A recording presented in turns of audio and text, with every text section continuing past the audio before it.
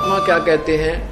कबीर जी कहते हैं, हम घर फूक्या अपना और लुका लीन हाथ, उसका घर भी फूक देवा जो चले हमारे साथ। परमात्मा कहते हमने तो अपना घर जला दिया और एक बढ़ता हुआ मसाल हाथ में ले रखा, मिराड मसाल, और उसका भी घर फूक दें जो हमारे साथ चलेगा, उसका भी घर का नाश कर देते हैं।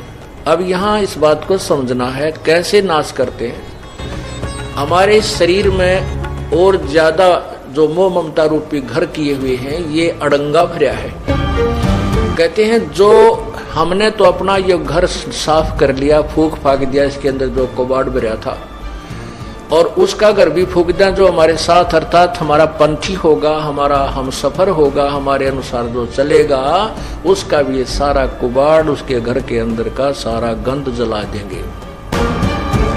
हम घर फूक्या अपना और लुका लेना हाथ, उसका घर भी फूक देवा जो चले हमारे साथ। एक बार श्री नानक जी अपने दो वो शिष्यों के, विशेष शिष्य थे उनके साथ भ्रमण पर जा रहे थे। एक वृद्धा उनकी बहुत अच्छी सेविका थी, वो उनके वहां रुके। तीनों जने, बुढ़िया ने बड़ी सेवा करी, गायें बांध रखी थी। हाँ, पहले वो जाते थे तो बुढ़िया बहुत ज्यादा समय गुरुजी के पास बैठ करके ज्ञान सुनने में लगाती थी। दूसरी बार जब वो दूसरी तीसरी बार गए तो वह बुढ़िया ने गाय ले ली मोल। गाय लेकर के उसको प्रदर्शन में लगी रहती थी। गुरुजी गए तो उनको अच्छा दूध, गाय का फिर दही, मक्खन, खूब सेवा की।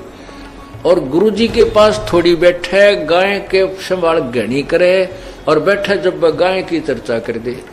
गुरुजी गाय बहुत अच्छी है, इतना दूध देती है, ये तो 2 महीने पहले भी, 1 महीना पहले दूध देना बंद करती है, फिर तुरंत ब्याह जाती है। अब फिर क्या कहती है परमात्मा? जब गुरुजी चलने लगे, सुबह न बोले भगवान करे बुढ़िया तेरी गांव मरियो। बोले भाई ये गांव मरियो, ये आशीर्वाद दे दिया कि परमात्मा रब करे तेरी गांव मरियो। अब बुढ़िया भी गुरुजी के मुंह का ना देखे, भाई यूं के कया, गुरुजी ने अच्छी सेवा करी, दूध पियाया, घी खवाया, गाय कर, ये मरियो। तो आगे चल के वो दोनों शिष्य पूछने लगे, गुरुदेव आपने उस बुढ़िया का दिल तोड़ दिया। वो तो बड़ी खुश हो रही थी गाय को पाल करके, और आपने दुर्शीष दे दी कि उसकी गाय मरे और वो तो बहुत दुखी हो जाएगी। तो गुरुजी बोले भाई फिर बताऊंगा इस प्रश्न का उत्तर, अभी मैं कुछ नहीं दे सकता। अब वह तीसरे दिन गांव वर्गी बीमार होकर गाय मरगी। बुढ़िया 2-4 दिन तक दुख पाई, फिर वह फुर्सत होगी तो पहले तो वो नित्यनेम सुबह का जो गुटका भी ना कर पावा थी, उस गाय मुड़जी पुड़ज रह जाती, दिन मरण के रह रहे थोड़े, कति बुढ़ा पावर या कोडी कोडी चालर गां के चिपटी रही थी, भजन ना करे थी। तो फिर वह बुढ़िया ने वो भजन का समय खूब मिल गया, अपना अच्छा भजन करे, सुबह शाम दोपहर दिन में भी उलगी सी होगी। फिर गुरुजी आए 2-1 महीना के बाद। अब उन चेलों को ये हो रही बुढ़िया जाते मोगरा मारेगी महाराज, तू खड़ा आ गया मेरी गांव वर्गी, आशीर्वाद दुर्शाशीष दे के गए थे। तो जाते ही बुढ़िया ने बड़ी सेवा करी, खाट बिछाई, बैठाए गुरुदेव को। तब परमात्मा गुरुजी ने पूछा कि बुढ़िया सुना कुछ भजन सिमरन ठीक बन रहा है, बिलाजी मौज होगी, और आपका जो वचन फल गया वो गां मरगी, व गां ना मरा होता मैं मरूं। अर्थात मैं अधूरी जाति, मेरी भक्ति नहीं बनती प्रभु, व गां की मृत्यु होने से, और मुझे भजन का समय मिल गया, आपने मेरे ऊपर बड़ा प्रेम किया। तो परमात्मा ने कहा बुढ़िया उस समय तो तने में बहुत बूंदा लग गया, जब तक तुम अंदर अंदर खूब गाड़ दे थी मेरे ती बताइयो किसे गुरु जी हुए मेरे पशुओं ने मार कर जी है अका जी एक बार तो मन में खोट आया था, परंतु बाद में समझ में आई।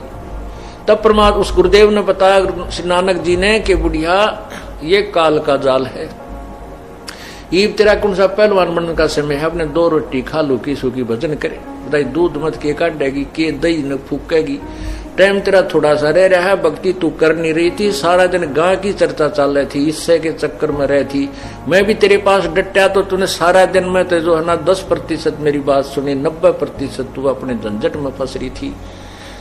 अब तेरे उपकार के लिए ये आशीर्वाद देना पड़ा कि तेरी या गौ यहां से छुटे। तो पुण्यात्मा फिर बुढ़िया का कसूती समझ में आ गई, अके भगवान कति नाश हो गया था, मेरे तो अंतिम समय आ रहा था और कति राम नाम की रुचि रही नहीं थी, गाय मुड़ रही थी।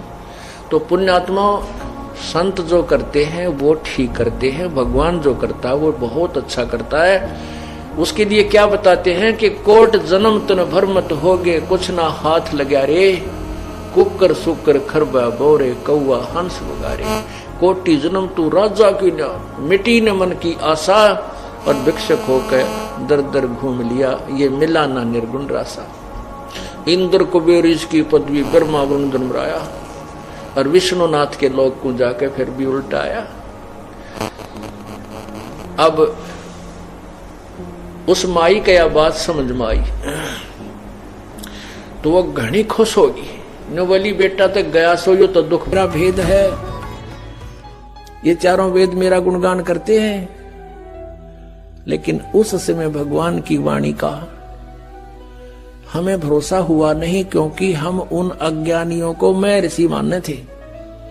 अब इन मैं ऋषियों की जो ना वो नकली, अब इनकी ऊपर का कवर उतार के दिखा दिया, जैसे किसी गधे का ऊपर शेर की खाल डाल रखी थी कुमार ने, और शेर की खाल ऊपर डालकर उसने रात ने छोड़ दिया वो खेतों में, वो आसपास के चनों को गेहूं को खेती को खावे, और रखवाले ऑर्डर कब आ गया, शेर आ गया शेर आ गया। एक कुमार को पता चला इस कहानी का कि इस जंगल में शेर आवे रात ने और फसल खा जाता है। तो उस कुमार शाना था, उसने सोचा शेर खेती नहीं खाता या कोई और बात पाओगी, तो उसने सोचा कोई कुमार ने गलती गड़बड़ कर रखी है, अपना खोता बढ़िया मजबूत ताकतवर बनाने के लिए खवावा खेती ने। तो उसने गांव वालों से कहा तुम डरो ना, आ जाओ मेरे साथ ले चलते हैं, पहचान तो करा उसकी शेर है के। तो उसने अपने 2-4 गधे ले जाकर उस जंगल के दूसरी साइड छोड़ दिए, और फिर वो शेर आया न दूर तो दिखा, वो शेर वो आ गया वो लग गया खेती वो फसल खाने, रखवाले तो चढ़ गए वृक्षों पर। कुमार बोला तुम वृक्षों पर चढ़ जाते हैं, वो सब वृक्षों पर चढ़ गए। थोड़ी देर में वो गधे जो कुमार के थे 5-4 वो लग गया अपने राग रमंड बोलने, हो उधर से वो शेर भी लग गया, हो उड़े आ गया अंदर। तो जब पता चला, कहते हैं शेर कार गधे का बोली तो मेरा पट्याग्रह ऊपर के कवर तो थोड़ा है। तो ये ऋषि थे या अविद्वान थे, इनकी ज्ञान तो पता लगा। अब शेर तो पहले से दाड़ रहा था कबीर परमेश्वर, और ये जिनको हम शेर मान रहे थे ये तो गधे का ऊपर शेर की खाल डाल रखी थी। परमात्मा कहते हैं खरना हुआ केहरी कब हूं, सिंह की खाल उड़ाए। शेर की खाल उड़ाने तो गधा शेर नहीं बन सकता। एक केवल ऊपर के कौर को बदल लिया, मैं ऋषि बनकर बैठ गए, संत बन गए, मंडलेश्वर तिलक ला लिए। इन तो संत नहीं बनते, संत ज्ञान से बनता है। और वो कबीर परमेश्वर थे, पूर्ण ब्रह्म है, सर्वशक्तिमान, सर्व ब्रह्मांडों के रचनहार। ये वही परमात्मा है। हम सुल्तानी नानक तारे दादू को उपदेश दिया, जात दुल्हा भेद नहीं पाया। वो काशी माए कबीर हुआ, वो धानक रूप रहा करतार। बोलो सतगुरुदेव।